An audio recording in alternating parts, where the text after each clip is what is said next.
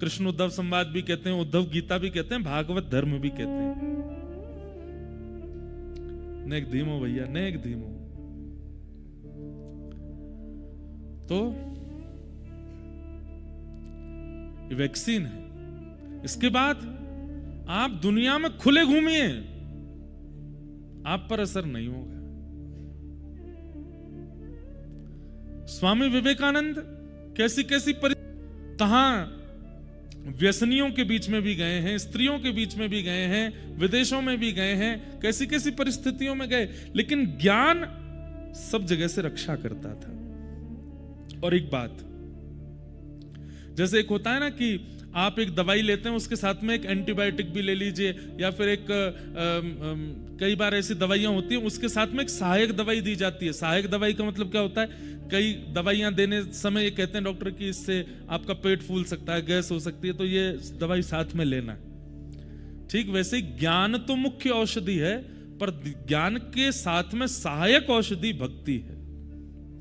भक्ति से जन्म हुआ है ज्ञान का, भक्ति जननी है ज्ञान की। इसलिए भक्ति युक्त ज्ञान अगर जीवन में आएगा तो अहम नहीं आने देगा, नहीं तो कई बार अति ज्ञान आने पर अहंकार भी आ जाता है कि हमें तो बहुत पता है। इसलिए इन विषयों को सुनकर के घर छोड़ने का मन मत बना लीजिएगा। ये बात हम इसलिए कह रहे हैं क्योंकि हमारी कथा सुन के हमारे परिवार के लोगों की फोन आ गए, बोले भैया तुम्हारा क्या मन चल रहा है, ऐसे विषय को लेकर के क्यों कह रहे हो। मैंने कहा तो इसका मतलब ये थोड़ी घर छोड़ देंगे। हाँ, घर में आसक्त नहीं होंगे।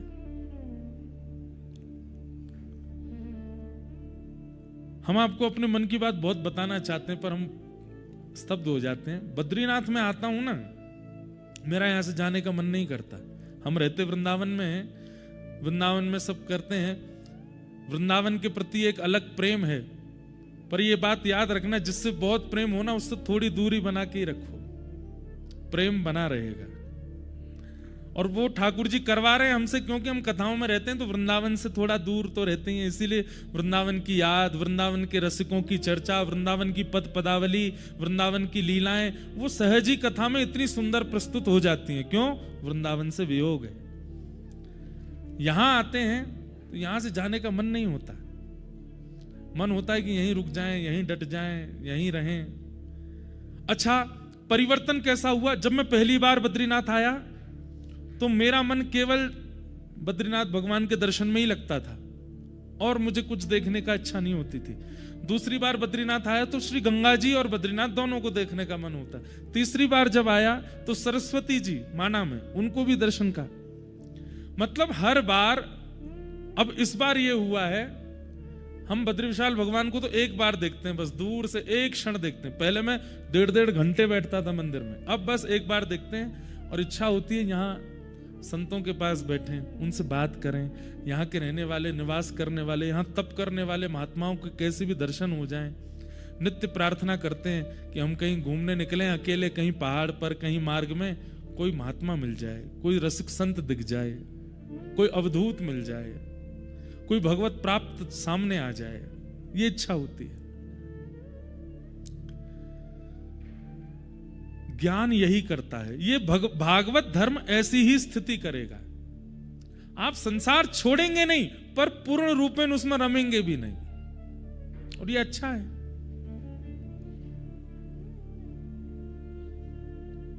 तो जो प्रसंग चल रहा है बहुत मार्मिक प्रसंग है और बहुत अद्भुत प्रसंग है, इसलिए आप सब लोग इसका अभी आगे तो इतने अच्छे अच्छे प्रसंग आएंगे। अभी आज 24 गुरु हो जाएंगे, उसके बाद ठाकुर जी फिर अपनी 18 प्रकार की सिद्धियां बताएंगे उद्धव को, मेरे पास कौन कौन सी सिद्धियां हैं। फिर उसके बाद भगवान अपनी विभूतियों का वर्णन करेंगे, मैं कहां कहां किस रूप में रहता हूं। जैसे वर्णमालाओं में आ शब्द जो है वो मेरा रूप है। आज सौरभ भैया हमसे पूछ रहे थे चरण पाड़ी से आते समय, ओमकार क्या है? भगवान कहते हैं मंत्रों में ओमकार मैं हूं, ये मेरा स्वरूप है। भगवान का शब्द स्वरूप है। हाथियों में ऐरावत मैं हूं, अश्वों में ये मैं हूं, सब विभूतियों का वर्णन करेंगे। फिर उन विभूतियों के वर्णन के बाद फिर ठाकुर जी एक गीत सुनाएंगे, और वो गीत है भिक्षुक गीत। एक भिक्षुक का गीत सुनाएंगे। फिर उसके बाद ठाकुर जी फिर एक और गीत सुनाएंगे, ऐल गीत। बहुत अच्छा प्रसंग है, तो ध्यान से आप सब लोग श्रवण कीजिए। जो लोग एक आध 2 दिन के लिए आए, कई लोग मिले, हम तो एक आध दिन के लिए आए पर रुक गए। रुक जाओ, बढ़िया है, बस अपना ध्यान रखना। बद्रीनाथ में एक ही डर लगा रहता है कि सब ठीक तो है ना, कहीं कोई वैकुंठ के समीप तो नहीं पहुंच गया। तो ऐसी भावना यहां लगी रहती है। और एक बात शायद पता नहीं आपको अनुभव होता है कि नहीं, हमारे भारत में अनेक तीर्थ हैं, अनेक स्थान हैं, अनेक मंदिर हैं। कहीं कहीं ऐसा अनुभव होता है, सब जगह ठाकुर जी हैं, पर कहीं कहीं ऐसा अनुभव होता है कि ठाकुर जी घूम रहे हैं, ठाकुर जी डोल रहे हैं, यहीं कहीं आसपास ही हैं। ऐसी अनुभूति हमें कई जगह होती है। उनमें से एक बद्रीनाथ में तो बहुत बहुत प्रगाढ़ रूप से होती है। रात्रि में कभी 2-2:30 बजे भी आंख खुलती है तो जंगले से झांकने का मन होता है, ठाकुर जी घूम रहे होंगे, ठाकुर जी यहीं होंगे।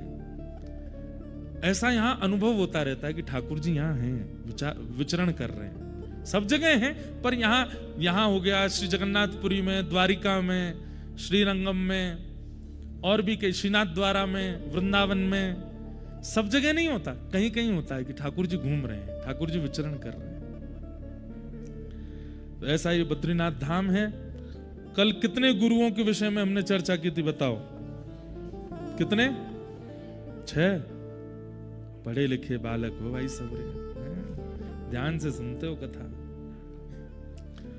पृथ्वी, वायु, आकाशम, जल, अग्नि और चंद्रमा, इन 6 के विषय में कल हम लोग चर्चा कर रहे थे। चंद्रमा के विषय में श्री यदु महाराज को दत्तात्रेय प्रभु कहते हैं कि चंद्रमा का गुण क्या है। उसकी कलाएं घटती बढ़ती रहती हैं, लेकिन चंद्रमा एक रस रहता है। व्यक्ति अपने जीवन में कभी उपलब्धियां प्राप्त करेगा, कभी असफलताएं प्राप्त करेगा, पर उपलब्धि प्राप्त होने पर फूलेना, असफल होने पर भूलेना, एक रस रहे। अपनी स्थिति का त्याग ना करे, विचलित ना हो। एक बात याद रखिएगा, उपलब्धियां मिलने पर सदैव ये विचार रखो कि ये उपलब्धि बहुत दिन तक मेरे पास रहने वाली नहीं है, तो आप उसके छूट जाने पर विचलित नहीं होगे। जिस व्यक्ति के चित्त में यह भावना आ जाती है कि यह वस्तु मेरे पास आ गई, अब मेरे से दूर जाएगी नहीं, वही व्यक्ति दुखी होता है। इसलिए मेरे पास ये वस्तु आई, जैसे ही आई उसी समय से मेरे अंदर ये भावना आ गई, बस अभी कभी भी जा सकती है, कभी भी मुझसे दूर हो सकती है। हाँ, मैं प्रयास करूं, मैं योजना बनाऊं कि ये ना जाए, पर ये संसार का नियम है, उससे मैं विचलित नहीं होऊंगा। अगर मैं पहले से ही ये बात मान के रखूंगा कि जो मिला है वह हमेशा पास रह सकता नहीं। एक पंक्ति पिताजी गाते हैं, और इस पंक्ति का ये 3 सूत्र मुझे बहुत अच्छे लगते हैं। जो मिला है वह हमेशा पास रह सकता नहीं, कब बिछुड़ जाए ये कोई राज कह सकता नहीं। जिंदगानी का खिला मधुबन किसी का है दिया, मैं नहीं मेरा नहीं यह तन किसी का है दिया। निश्चित ही किसी महापुरुष ने ये पंक्तियां लिखी, उनसे कहा कि जीवन जीने के 3 सूत्र तो बता दीजिए। तब उन्होंने 3 सूत्र इस पंक्ति में लिखे। क्या? जग की सेवा खोज अपनी। कितनी ऊंची बात। कई लोग कहते हैं मैंने ये डिस्कवर किया, मैंने ये खोज लिया। तुमने खुद को खोजा? खुद को नहीं जानते हैं। बंधुओं, अगर एक क्षण के लिए हमारी आत्मा हमसे अलग हो जाए और रात्रि हम सो रहे हैं और हमारी आत्मा अगर हमारे शरीर को देखने लगे तो हमारी आत्मा भी घबरा जाएगी। मैं ऐसे भी करता हूं, मेरे अंदर ये भी लक्षण है, मेरा ऐसा भी स्वरूप है, मेरा ये भी स्वभाव है। हम दुनिया से परिचित हो जाते हैं पर खुद से सदैव अपरिचित रहते हैं। और एक बात याद रखिएगा, जो व्यक्ति स्वयं से अपरिचित होकर के प्राण त्यागता है उसका पुनर्जन्म फिर होता है। जिसने स्वयं को पहचान लिया, स्वयं का परिचय हो गया। आद्य गुरु शंकराचार्य स्वयं परिचित हो गए, इसलिए पूरे विश्व को सतमार्ग बता दिया। आजकल क्या हो गया है, इन्फ्लुएंसर्स का जमाना आ गया है। खुद चाहे कुछ नहीं जानते होंगे पर दूसरों को जरूर बताना है, दूसरों को जरूर, देखिए हम बद्रीनाथ आए हैं, देखो ये पहाड़ हैं, ये वाली नदी है, ये ऐसे ग्लेशियर हैं, यहाँ पे ये है, यहाँ पे मुझे कोई बता रहा था यहाँ पे ऐसा हो जाता है, रात में यक्षिणियां घूमती हैं, उठा के ले जाती हैं, परफ्यूम लगा के मत घूमना, ऊंचे स्वर में मत गाना। भाई तुम दुनिया को ज्ञान देने में इतने आगे निकल, अब आजकल तो सब ज्ञानी हो गए, सबको बताने का मन होता है। अरे पहले स्वयं को जानिए। और विशेष रूप से इन तीर्थों में आते हैं ना, यहां तो एकांत में बैठ करके स्वयं से पूछिए क्या हैं हम, कौन हैं हम, क्योंकि यहां के वातावरण में उत्तर हैं। जब एकांत में बैठेंगे तो उत्तर मिलेगा। जग की सेवा खोज अपनी, और तीसरा सूत्र, पहला सूत्र जग की सेवा खोज अपनी, दूसरा सूत्र और तीसरा सूत्र प्रीत हरि से कीजिए। ये 3 सूत्र हैं बस। ठाकुर जी से प्रेम करो, जग की सेवा करो, अपनी खोज करो।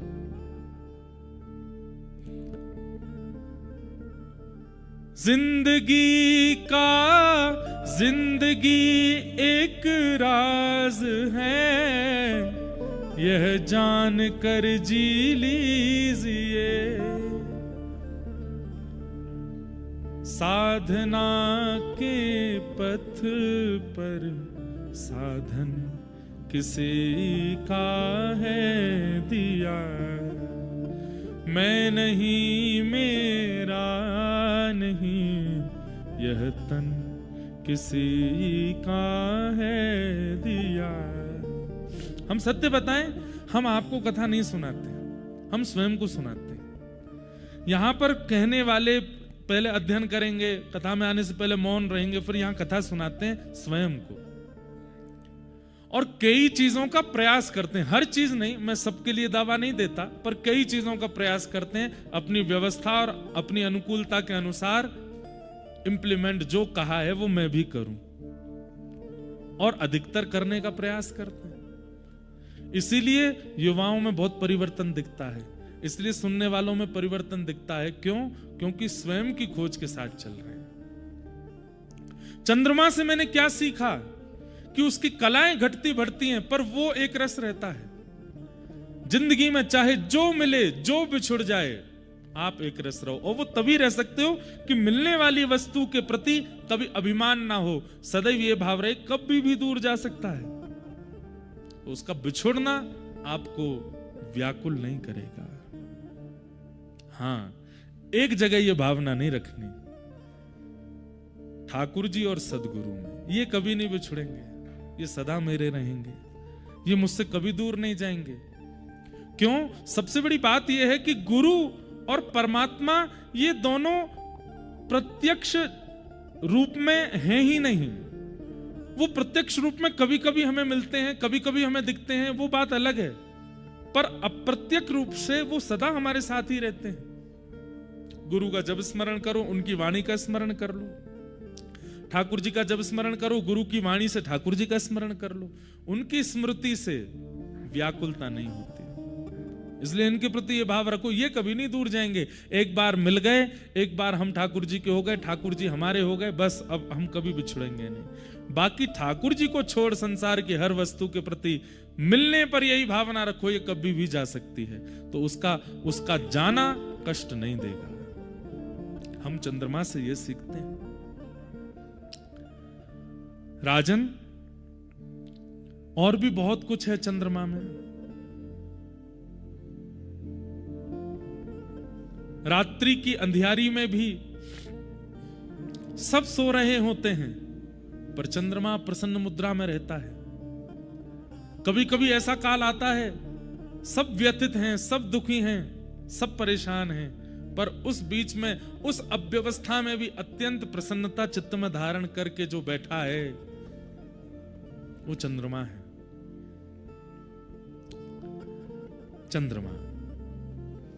मैंने अगला गुरु अपना बनाया सूर्य को। सूर्य से मैंने क्या सीखा?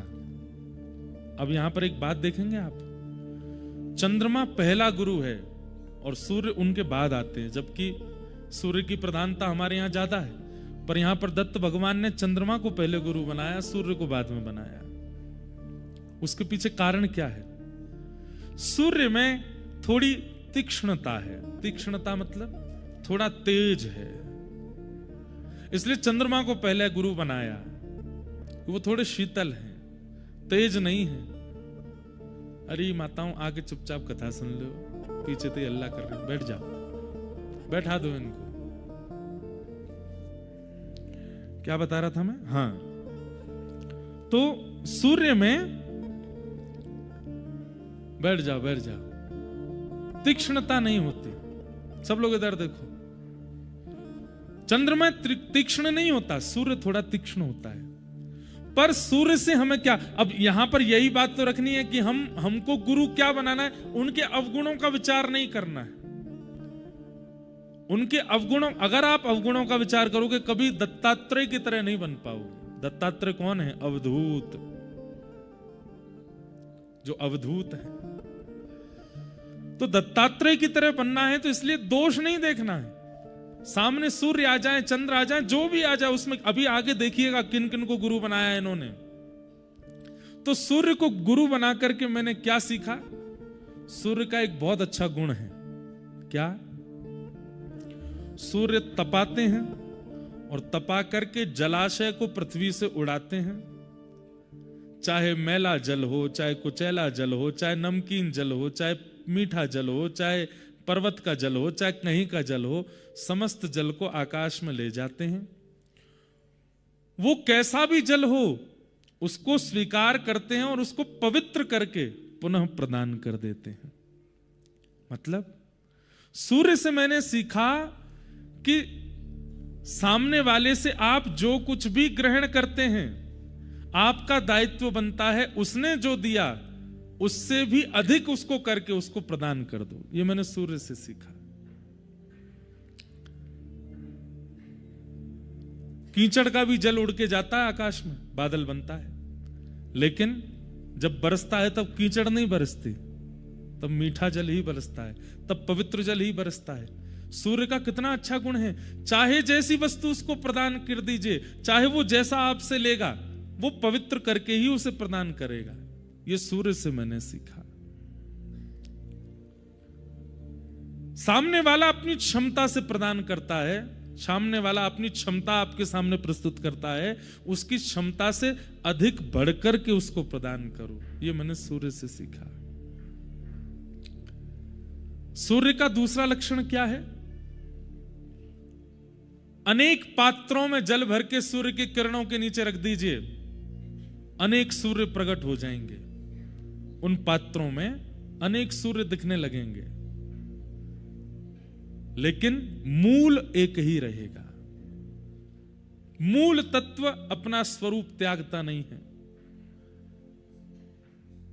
आप जैसे और आपसे अनेक हो जाएं, पर आप अपने रस में रहो। और सूर्य इसका कभी अभिमान नहीं करते। और इतना ही नहीं, सूर्य प्रकट होते हैं जलपात्र में, सूर्य के समान तेज भी कई बार आ जाता है। शीशे में आप कभी सूर्य की किरण को लीजिए और उसका रिफ्लेक्शन किसी पर डालेंगे और बहुत देर तक अगर नहीं हटाओगे तो वो वस्तु जल भी सकती है।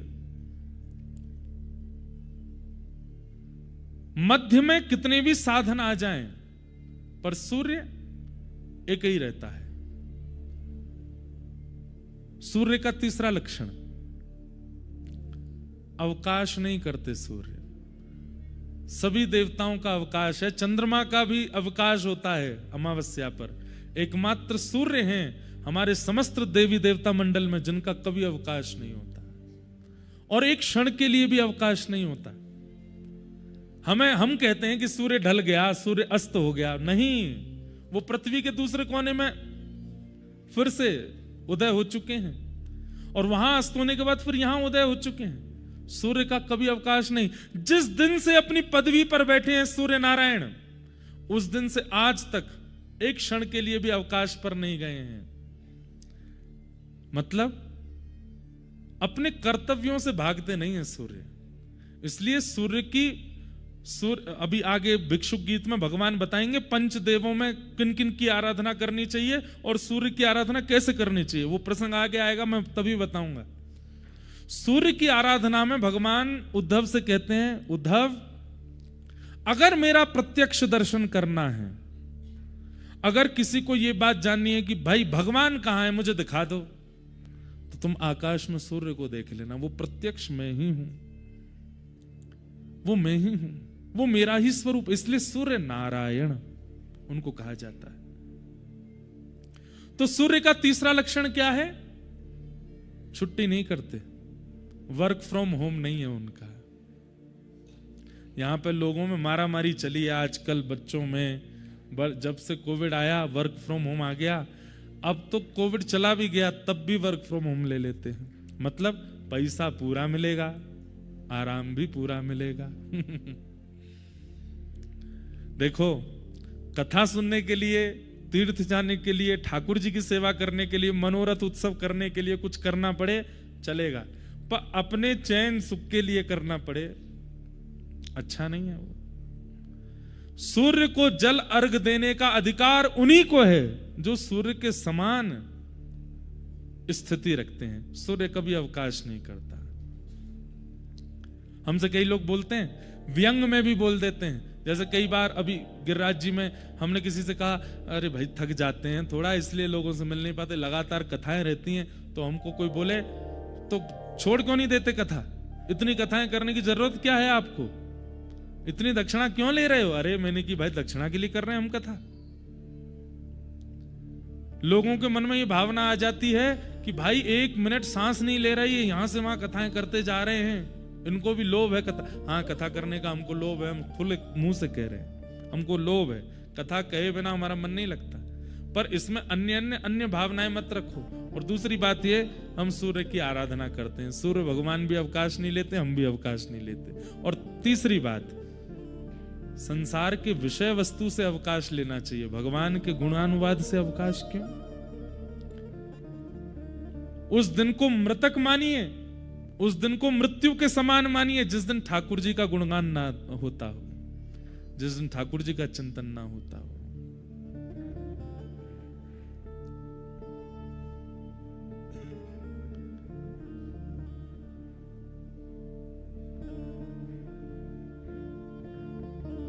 राम नाम विसार बंदे, राम नाम विसार बंदे, राम नाम विसार,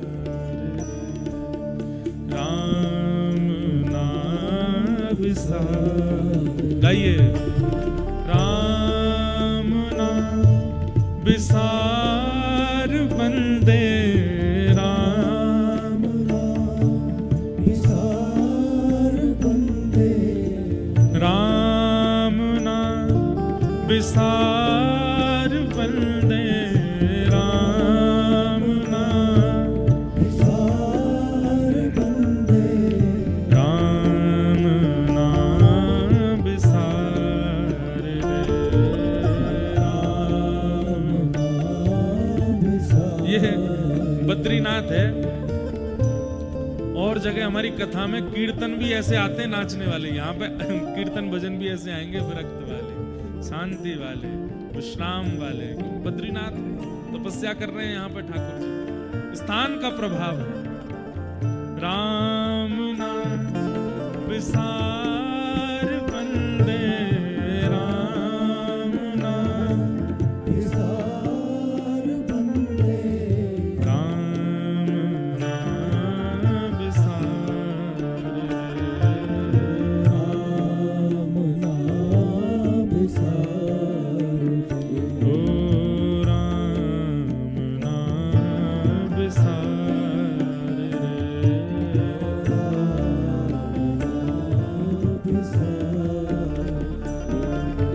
जग में फूल खिलते हैं रंगीले, सुंदर प्यारे और रसीले। जग में फूल खिलते हैं, गाइए, सुंदर प्यारे और रसीले। जग में फूल खिलते हैं रंगीले, सुंदर प्यारे और रसीले।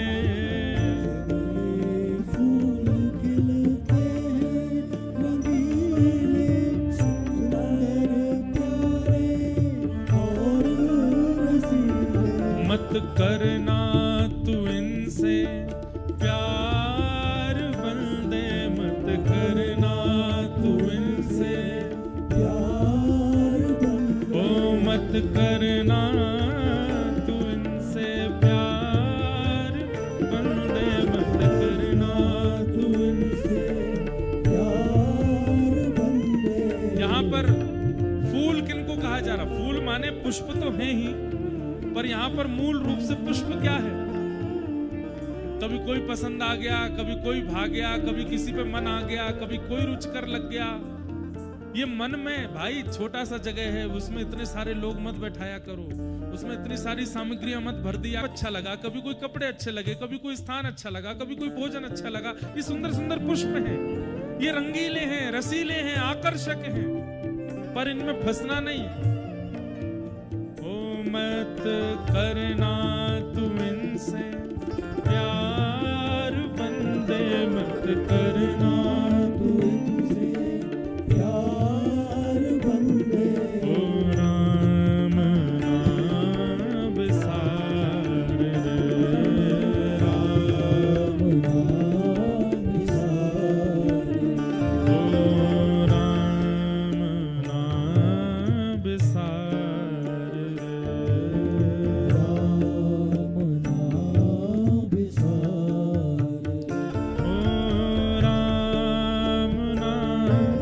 विसार बंदे, राम नाम विसार बंदे, राम नाम विसार। श्री भद्र विशाल भगवान की।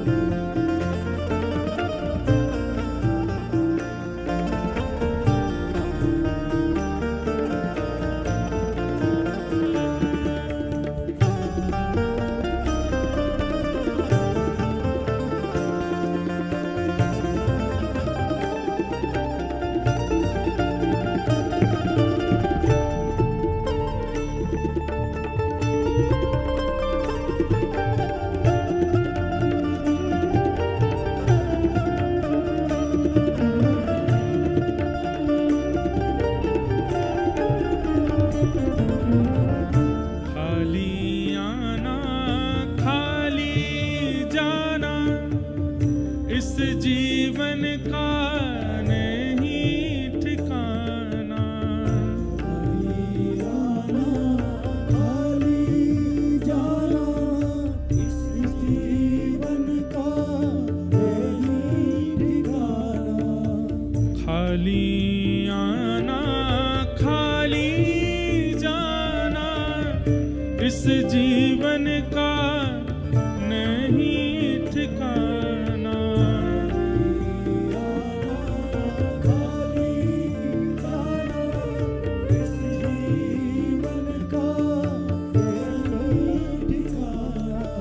जीवन के दिन चार बंदे, जीवन के दिन चार बंदे, जीवन के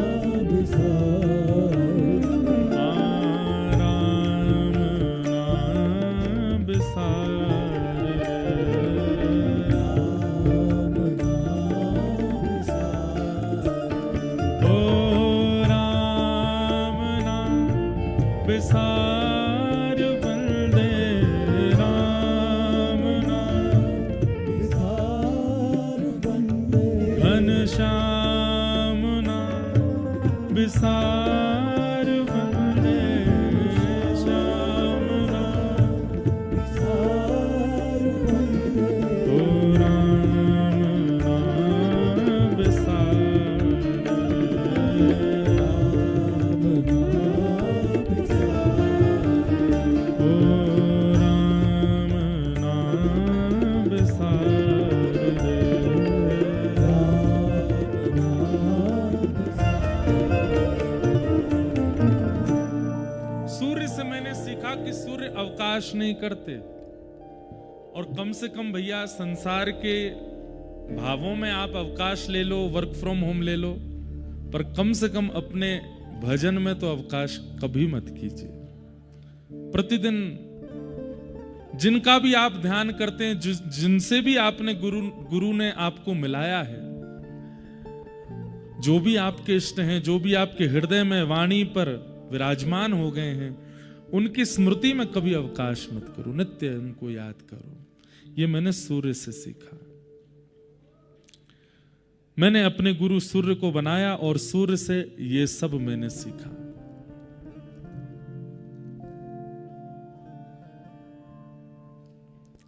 दूसरी बात, सूर्य का एक गुण और है,